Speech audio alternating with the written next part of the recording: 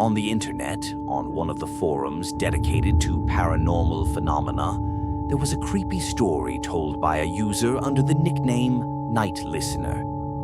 He claimed that the events happened to him personally in his own apartment, and that, until now, he could not find an explanation for it.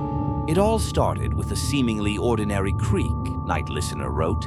An old house, wooden floors, nothing unusual.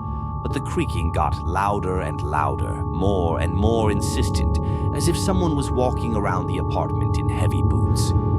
I lived alone, so I knew right away something was wrong. At first, the Night Listener wrote it off as drafts and shadow play, but soon the creaking turned into a distinctive thumping. The knocking sounded nightly, always at the same time. 3:17. 3 knocks, a pause, 3 more, and so on, several times. The knocking came from different places in the apartment.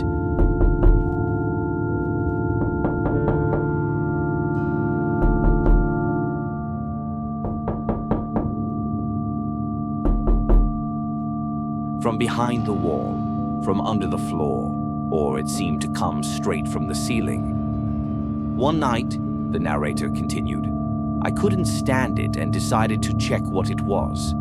Armed with a flashlight, I started going around the apartment.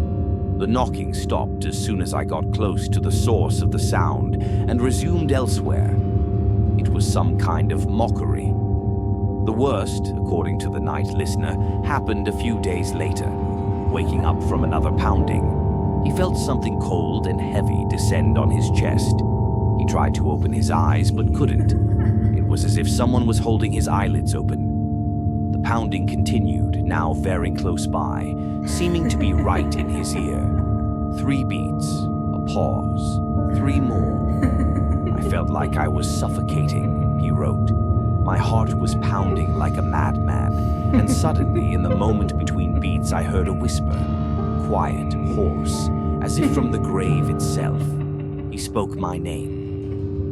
The Night Listener lost consciousness. He woke up in the morning on the floor, with bruises on his chest. The knocking had since stopped, but the fear remained. He moved out of that apartment, but he's still afraid of the night. The Night Listener's story sparked a lot of discussion on the forum. Many people thought it was fiction, but there were those who believed it. They shared their own stories of unexplained knocks and rustles, of feeling someone's presence, of whispers calling by name.